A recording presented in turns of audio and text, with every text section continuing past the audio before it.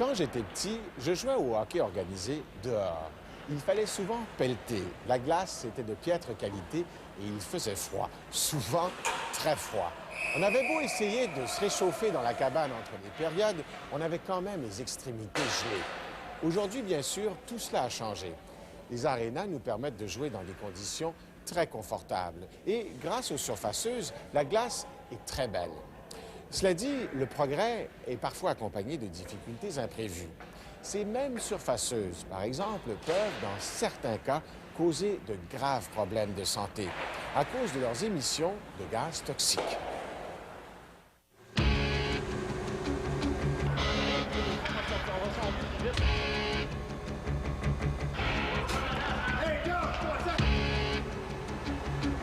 Je respirais, puis je me semble que je respirais dans le vide.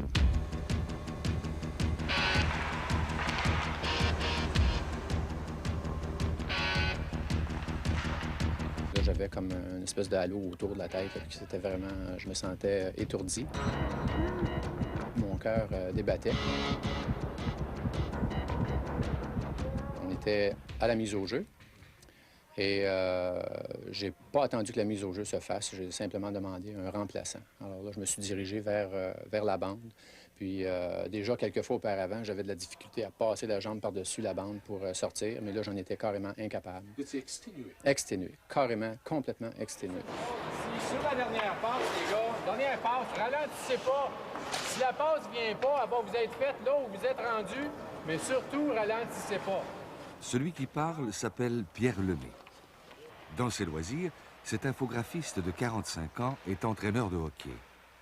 Il y a 4 ans, alors qu'il jouait avec des copains, il a été victime d'une grave intoxication.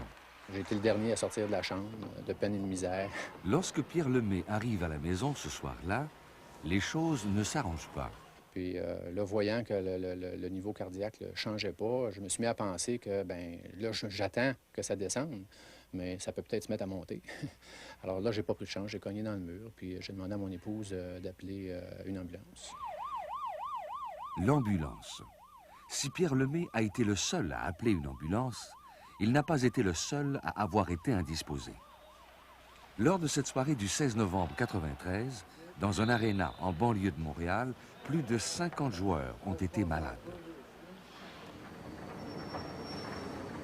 Le coupable de cet empoisonnement collectif, la surfaceuse, une machine qui sert à refaire la surface glacée des patinoires.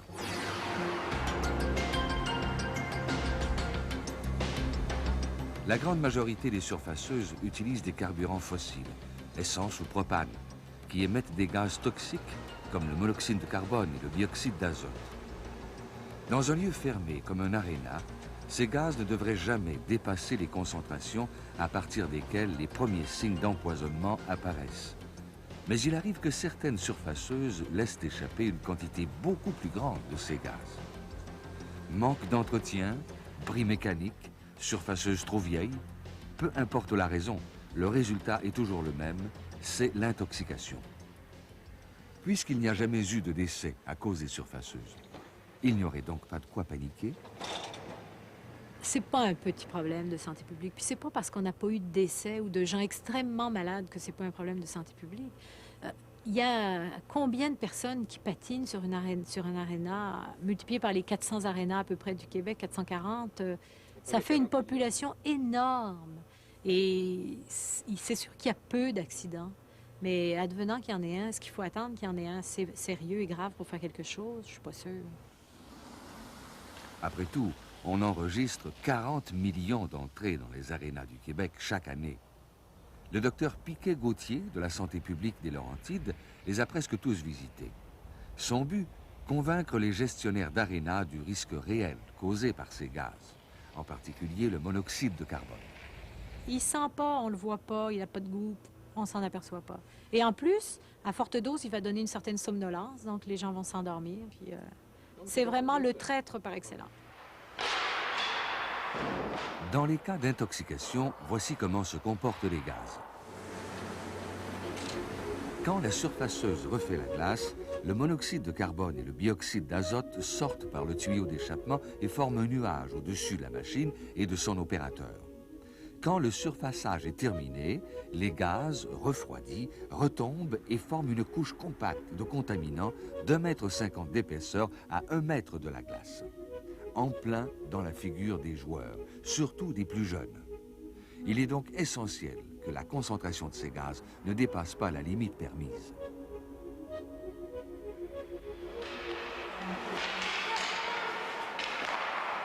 Mais les joueurs, comment peuvent-ils savoir que la limite est dépassée si ces gaz sont inodores, incolores et sans saveur? En portant attention aux symptômes suivants, surtout s'ils sont partagés. Avec le monoxyde de carbone, maux de tête, vomissements, étourdissement, essoufflement, confusion et même perte de conscience pouvant aller jusqu'à la mort. Une trop forte exposition au bioxyde d'azote peut entraîner irritation des yeux et de la gorge, toux légère, douleur à la poitrine, crachats teintés de sang ou même l'édème pulmonaire qui peut se manifester 36 heures après l'intoxication. Pour empêcher ces intoxications, un seul moyen, tenir les surfaceuses sous très haute surveillance. Voici comment procède Yvon Turcot de Verdun. Ce qu'il appelle faire une gestion de bon père de famille. Je pense qu'il y a certains moyens simples pour prévenir finalement le risque d'intoxication à l'aréna.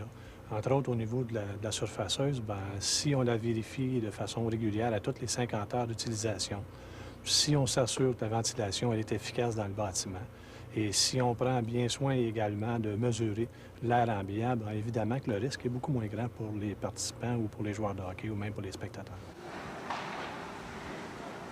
Première chose à faire donc, l'entretien de la surfaceuse.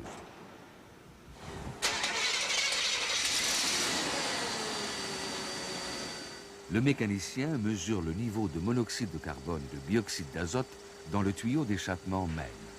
Puis, à la lecture des résultats, il ajuste le carburateur pour avoir la meilleure combustion possible. Il vérifie ensuite les pièces pour voir s'il n'y a pas de bris. Mais ce n'est pas tout. À Verdun, on mesure une fois par semaine la présence des polluants à différents endroits dans l'aréna. Avant, pendant et après le travail de la surfaceuse. Mais qu'arrive-t-il s'il y a bris mécanique sur la surfaceuse entre les entretiens et les analyses d'air ambiant? On est en train de penser installer une sonde permanente au niveau de la patinoire ainsi qu'au niveau des estrades, ce qui nous permettra de lire continuellement, finalement, le taux de gaz qu'il peut y avoir dans l'atmosphère, dans l'air ambiant, et qui nous permettra de réagir aux besoins par des mesures ou par un ajustement de la surfaceuse selon le cas. Pourtant, il y a une solution définitive qui existe déjà. La surfaceuse électrique.